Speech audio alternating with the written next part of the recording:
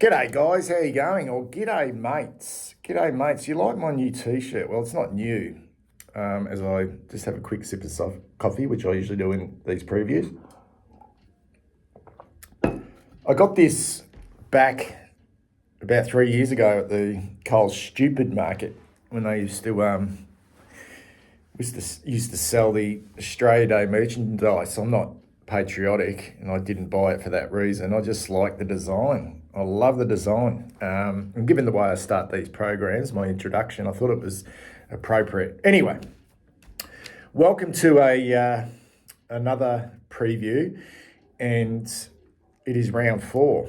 And how long, if it continues in this fashion or in this vein of, potentially zipping forward, do we keep saying that the season's starting to slip away? I am in the camp that it already has sort of slipped away. Maybe I'm in the minority here, but I completely understand it's a sprint. Sorry, it's a marathon, not a sprint. I understand that. It's a long season and there's a fair bit of football still to be played out. But I want to be in it to win it. I think 4th year in, the expectations on this team should be in it to win it, in it to be a serious contender, and that is to, play finals but finish top 4. And unless we're capable of that and being a serious contender, and it's impossible to even see that at the moment, I feel like the season is slipping away because there isn't a hell of a lot of evidence across the last, say, 6 to 8 months. And this is more than just the losses in the first 3 weeks. This goes back a period of time now. There's not a lot of evidence in the facet of the game which is really separates the really good teams from the rest, and that is really slick ball movement, really well organised, all on the same page, great skills, so all that type of stuff. I just can't see it. I can't see it in our team. And to just hope and think it's just going to turn around feels kind of delusional. It really does. That's not to say that we shouldn't be putting really high expectations on this group, given that we are at a point in time where we should be, and I keep saying this, where we are at the moment is unacceptable. And I'm certainly not lowering the expectations from week to week just because I can't see it. This fucking club of ours need to get their act together, and we should be expecting from a fan base anything but a win on Thursday night against Collingwood. We should be expecting anything but a win.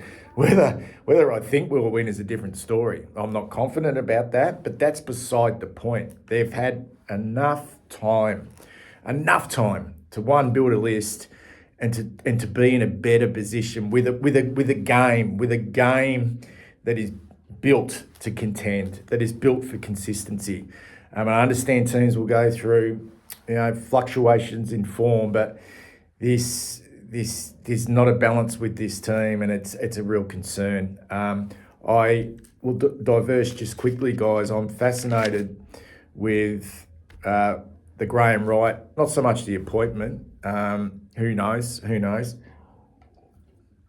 how that will pan out. He comes to the club with, and this is not a new appointment, but what's happened across the start of the year has just become news. He's 40 years in the game as a player, superb footballer, really good footballer, came runner-up in the Brownlow Medal, premiership player with the Pies in 1990, played 200 games. Originally a Tasmanian, so I don't know whether they put some feelers out for Graeme Wright to get across there to head that program up. We'll just have to wait and see how that pans out. But, what he's done post his football career, which probably gets overshadowed a little bit, his football career, based on he just everywhere he goes seems to have success. Recruiting, list management, at Hawthorn through that three-peat where he really built that list. So it's got obviously an eye for talent and building a list. Head of footy there as well. And then to Collingwood, his former club where he played the game, to be part of a 3-year sort of process which accumulated into the 2023 grand final. He knows his stuff. He's now going to be the CEO of our football club next year once Brian Cook moves on. So it's a trend that will take place next year. But he's obviously rolling his sleeves up at the moment and getting to work. I'd be fascinated, intrigued about what he's seen. He's been spotted in the coach's box on game day, which may seem unusual given he is the CEO, not the footy sort of manager. But he has got experience across all facets of a football club and what it looks like. And the club have been kind of guarded on that. They've been asked, but they said on ABC radio that it's common practice pretty much. Wright's plans that across every area of the football club. It was only natural for him to get a lay of the land on match day. It's okay to say that, but what's he seeing? What's he actually observing? What's he actually seen? Is this a little bit of an opportunity to have a review of the football department or all aspects of the football club, including coaching and list management and recruiting, given he's been so strong in those areas and he comes with fresh eyes, and he's obviously very educated in the game, come from successful clubs, which he's helped build himself. What's he fucking seeing? Wouldn't it be great just to ask him his point of view? He's not going to speak. What, Graeme, do you think of this list? Is this a good enough list? Because we're questioning it. We can also question the coaching as well. I'm not liking it as such to this situation back in Brendan Bolton's last years at the football club, and Robert Walls came in as an advisor.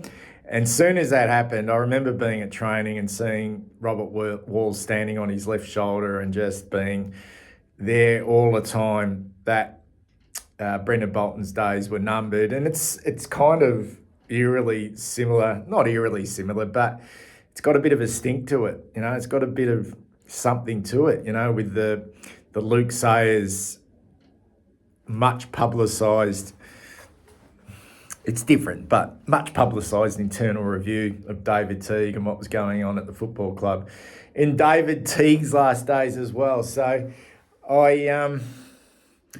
it is fascinating to see what he is actually observing. There may be some good things he's observing, but I don't know.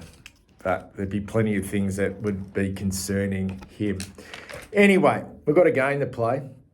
And as I said, my expectations are really high, still really high, and they should be. This game needs to be won, and there's no excuses at all not to win. I obviously rate Collingwood,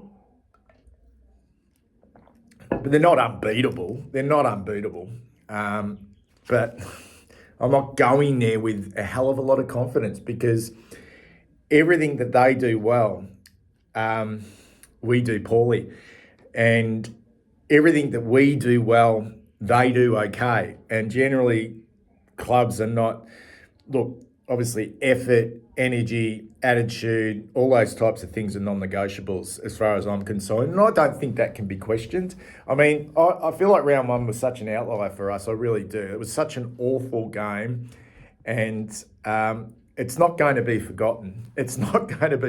But just look at the way we've performed in the next 2 weeks. The first halves, even up until halfway through the third quarter, you could not sort of look at those games and think we didn't come for an appetite to contest, to compete. Whether we've been able to sustain that and be consistent in that is another question. But I did not attend the Hawthorn games, and the Bulldogs game and thought, geez, these boys are. Voss has lost this group. He's lost them. They've switched off. The wheels have fallen off. It was anything but that. Desperate, first of the ball, all those types of things. At least trying. The outside game doesn't come naturally to us. It really doesn't. The offensive side of the game doesn't come naturally. But it's got to be more than that now. I don't think you can just look at those non-negotiables with effort, energy, attitude, and cracking in, which we have for the most part done over the last 2 weeks, and think that's okay. That's okay. At least we are doing that. Sure, at least we are doing that. It's a positive, and it might give you a chance to remain in the game and be competitive for a period of time. But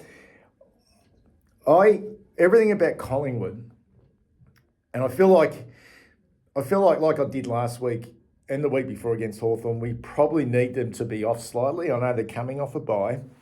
The VFL team didn't play a game last week. Maybe they had a scratch match, I'm not quite sure. But they're coming off a bye. Their form has been somewhat patchy in the first 3 weeks, but they're probably trying to find their feet as well with some new players in the team. But it's not like you're looking at anything and going, yeah, they've got that sort of kind of aura that they had in 2022 and 2023, where they were for the most part feared. They don't appear to have that, maybe because it is an ageing list. Not quite sure. Can't get a real big read on it. I'm not looking at that Port Adelaide game where they smashed them thinking that's going to happen to us. And I felt like they were kind of, and I think most Collingwood supporters would probably think this as well, they were kind of, it was a great win in the end, don't get me wrong, to come from behind and beat the Bulldogs, but they there was kind of a little bit of luck there with that game, and they got the rub of the green with the umpires. But I feel like they're in super form, but everything they do well, and I feel like they can absorb pressure. Most teams can. Most good teams absorb pressure. They mightn't be a great contest team. They might be a great, clearance team, but they're competent. But they will back their game. They will look at ours and go, look, they'll give it their best shot for a period of time. And this isn't necessarily about us getting tired. It's just about, okay, when we make mistakes, and once the confidence and once the scoring dries up, that they will back their game and their energy and their speed and their ball movement from their back half. And I just think they're like Hawthorn and the Bulldogs. I think they got far better foot skills than us, better decision makers across the board. And I think the thing with Collingwood is the composure and polish and confidence to back themselves when the game is on the line. They don't go into the shell. They've got this, this inner confidence that we don't have. It's almost like we get wound up like clocks, and the things that separate the good teams, that confidence in each other, to have the flair, to have the dare, we don't have. And whether that is a personnel thing, where we've got the players or the personalities to be able to drive that or to execute that outside game, which is so important, I don't know. I don't see it. I don't see our role players as having huge impacts on games like the Collingwoods do, for example, like Beau McQuarrie, who I can watch a Beau McQuarrie run around looking like he's just not getting involved. Next thing you know, he's just laid some unbelievable tackles and just had high impact with his speed and taken a mark in the front half and kicked a goal. So I don't feel like we've got those types of players on our list. I'm pretty sure our role players are just that. They are pretty bloody ordinary, if I'm brutally honest. Just having a look at the Pies. And obviously they lost Reef McGuinness, and that's devastating. I mean, to do an ACL when you're being, you've been given an opportunity to be a key defender, so to speak, is a massive blow for him. But they've got some backup in the VFL. Billy Frampton can come in. I mean, I know they've played Charlie Dean in that role before, but you probably think Billy Frampton will come in. They don't have a huge injury list at the moment. I know Myercheck didn't play against the Western Bulldogs. Will he come back in? It probably makes them a little bit top heavy in their front half. If you look at McStay, Membry, and you also got Mason Cox as well. So they've got some decisions to make there. Whether you go with the three, they are all quite mobile, those three. But when you chuck into the consideration Mason Cox as well and Darcy Cameron, I really rate Brody Myercheck. I'd prefer if he doesn't play. But I can't see them making many changes other than potentially bringing Myercheck in and obviously replacing Reece McInnes with a defender. Dan Houston is a superb pickup. He's an exquisite user of the ball. At that perfect age, he just reads the play so well. I don't know if he's a great one-on-one defender. I've got to admit, when you watch a player like that who's so attacking and uses the ball so well, you just go with those strengths. I'm not saying he can't defend. I think probably the biggest weakness for Collingwood is that back 6 and 7. It hasn't quite sort of... who was the young dude who played in the Premiership who got concussed? He was a real goer. He was just, for their structure, it was Murphy, wasn't it? Was it Murphy? Anyway, they just haven't really gelled as a probably back 6 or 7 since that Premiership year. And also don't feel like Darcy Moore is really probably not been quite at the top of his game for the last 3 or 4 seasons. So I feel like they can be gut at, and I think one of the strengths of ours last week were our tools. Obviously, Charlie coming back into a bit of form. Thought Brody Kemp was exceptional, and whether we go with Lewis Young in that position again, if you look at their back line, if they bring Billy Frampton in and makes him a bit taller,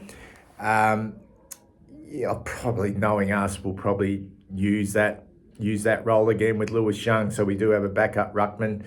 Well, I feel like the one area of the ground that can be got at is their defence. And I'm not like having a crack at Collingwood's defence here, but if we are able, particularly early in the game, to put them under some pressure, if we can control the midfield, which we're quite capable of doing through contest, we could cause them some headaches, but we still do have the massive problems of not having any type of elite small forwards like Collingwood do with someone like Bobby Hill, who to me poses significant problems for us. Also Beau McQuarrie, just because of their superior leg speed. And one area of the ground that we're really struggling in at the moment is our wings, and I think that's a real strength for Collingwood. Whether it's a Still Sidebottom or a Crisp or a Lipinski or a Josh Dacos, that is a superior line to me. And looking at ours at the moment, it's a real worry. Akers, Doherty when he plays there, Hollands was poor last week.